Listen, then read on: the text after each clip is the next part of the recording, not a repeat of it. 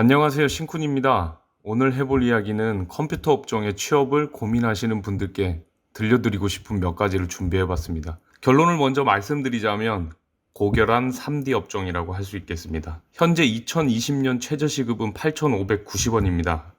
불과 10년 전만 하더라도 최저시급은 4,110원이었죠.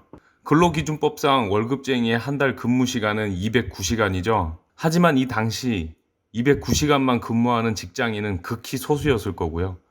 저 또한 이 당시에 컴퓨터 관련 업종에 일을 하면서 야근 수당이며 휴무일, 특근 수당 이런 걸 요구하면서 일할 수 있는 여건과 직장 내 분위기가 정립되어 있지 않았어요. 야근하면서 과자 부스러기라도 챙겨주면 다행이고요.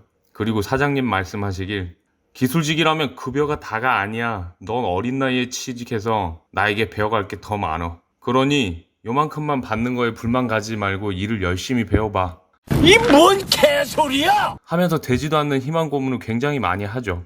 2010년 기준 무경력자는 최저임금 85만 원도 받기가 힘들었죠. 아무튼 이 업종은 개박봉 헬이었습니다. 받는 급여가 적다면 업무에 개꿀 요소가 끼어 있어야 하는데 여긴 그러지 못했어요.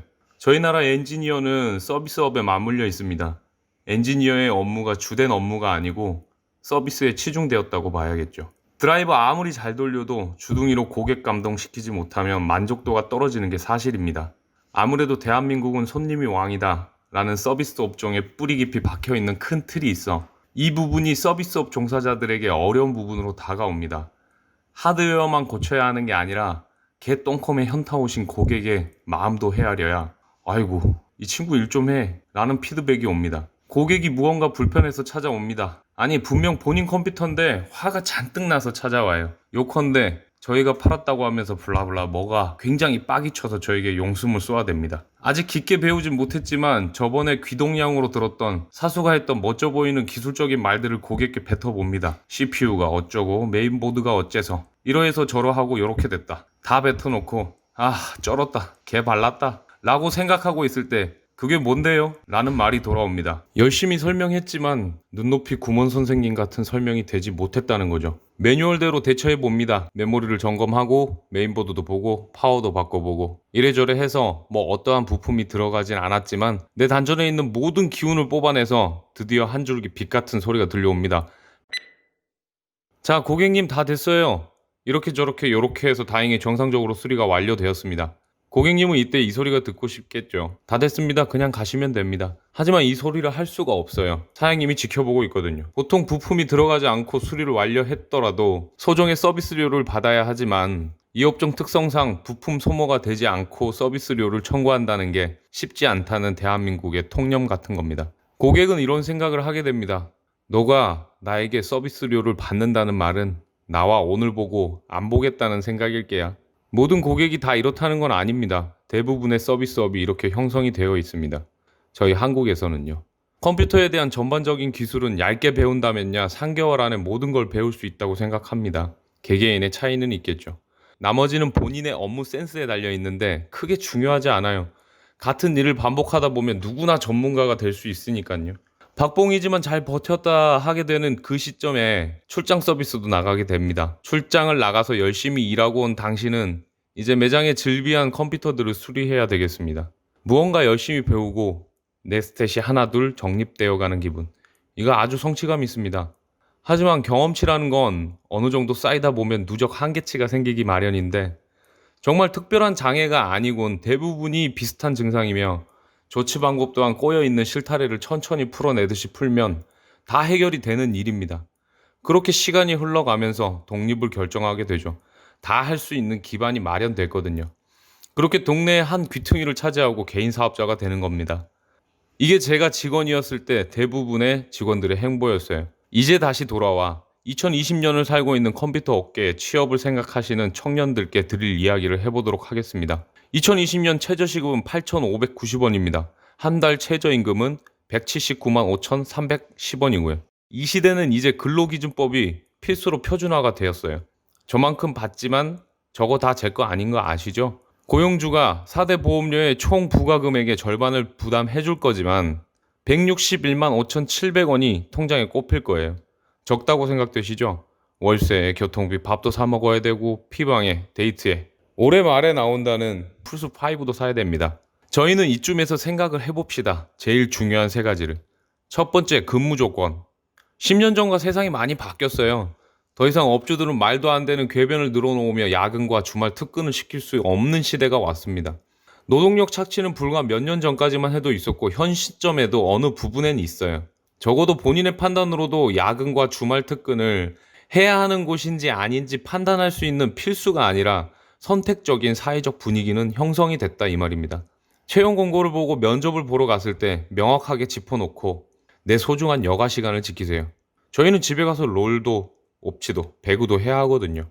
야근은 있는지 주말 근무는 얼마나 하는지 너무 정 떨어지게 딱딱 끊을 필요는 없지만 최소한 본인의 근무 시간은 본인이 정하겠다라는 생각으로 면접을 보세요.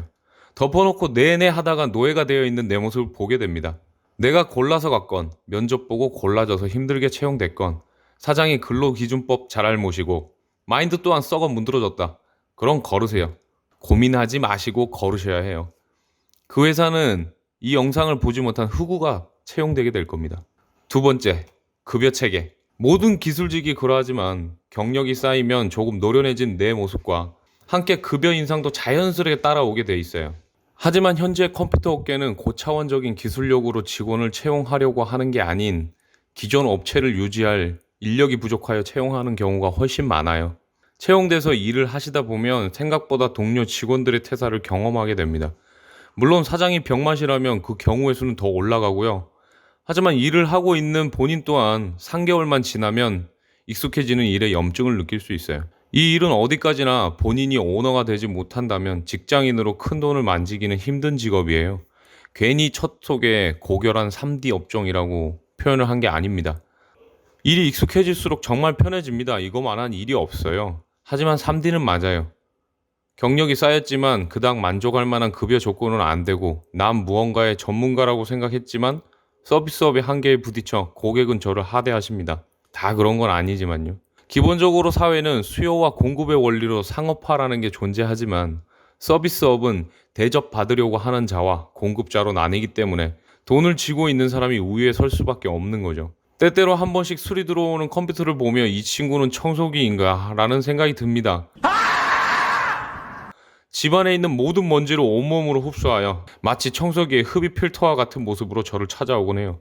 추운 겨울 떨어져 끼는 바퀴벌레 친구들은 컴퓨터 안에 부활을 하곤 합니다. 비위가 상하는 일도 많죠. 적어도 이 업종은 추울 때 따뜻한 곳에서 더울 때 시원한 곳에서 일을 할 수 있잖아요. 이래서 고결한 3D 업종인 겁니다. 마지막으로 셋째, 본인의 성장. 여러분들이 이 업종을 선택했지만 이게 여러분들의 평생 직장은 아닐 수 있겠죠. 하지만 이 업종은 배워서 똥 닦을 때 쓰는 그 정도로 쓸모없는 기술은 아닙니다. 광범위하게 보면 다 똑같겠지만 정말 유용하게도 내 삶의 어느 부분에 툭 하고 던져집니다. 가령 최소한 제가 늙어 죽을 때까지는 저는 컴퓨터를 구매할 때 후구가 되지는 않을 겁니다. 제가 컴퓨터 관련 업종을 한 지 16년이 되었지만 이 기반은 놀랍게도 14세 때 게임을 하고 싶어하는 코올릭의 중딩 꼬마가 저를 이쪽 어깨로 이끌었다고 해도 과언이 아니라고 생각됩니다. 유독 게임에 관심이 많았던 겁대가리 없는 꼬맹이는 너무 비싼 금액의 컴퓨터에 놀라 쌈짓돈을 털어 부품을 사 모아서 지가 직접 뭔가를 해보기를 결심합니다. 그 중딩은 생전 처음 보는 이상한 기판들을 보며 내가 왜 이런 미친 짓을 했지? 라는 후회스러운 욕지거리를 내뱉으면서 수업 시간에도 눈여겨보지 않았던 영어들을 해석해가며 구슬땀을 흘리며 조립을 완료하고 윈도우 XP를 세팅 후 공명전이라는 게임을 깔아 처음으로 접하는 순간 어마어마한 성취감에 휩싸였습니다. 날아갈 듯 기뻤죠. 하창시절에 반에 컴퓨터 잘 만지는 친구들 한 명씩 꼭 있었죠. 어느새 저는 그런 친구가 돼 있었죠. 이때의 경험은 여지없이 저를 이쪽 시장에 발을 들이게 만들었고 그 경험으로 이렇게 영상도 제작하고 있습니다. 사회 초년생일 때의 경험은 인생의 중요한 시점 중에 가장 강렬하게 불타오르는 시기입니다. 컴퓨터 업계에 입문하시는 분들께 전해드릴 영상이지만 최근 이 업종의 젊은 친구들의 유입이 굉장히 저조한 게 사실입니다. 분명 말씀드릴 수 있는 건 사회 초년에 경험해보기엔 너무 사회에 툭 던져진 느낌을 많이 받는 업종인 건 사실이나 이 시기에 누구보다 많은 고객층들을 경험하며 누구보다 빠르게 성장할 수 있는 직업인 건 확실합니다. 서비스업이 정신적으로 피곤할 수는 있어요. 하지만 정신적으로 성장은 누구보다 빨라요. 행여 이 어깨에 도전을 했다가 내 길이 아니었어서 그만둔다고 한들 그것 또한 경험이지 저녁에 먹고 소화시켜 흘려보내는 무엇처럼 버리는 무엇이 아니라고 생각합니다. 끝으로 저 또한 아직도 이 일이 제가 하고 싶어 하는 일인지 어쩔 수 없이 하는 일인지 헷갈릴 때가 많습니다. 하지만 시도해보지 않고 이 길이 내 길인지 아닌지 알 수는 없지 않을까요? 이상 긴 영상 시청해주셔서 감사하고요. 너무 어려운 시기에 놓여진 대한민국 청년들 화이팅입니다. 어려울수록 더욱 성장할 수 있다는 거 잊지 마시고요. 다음 영상은 더욱더 유익한 영상으로 찾아오도록 하겠습니다. 감사합니다.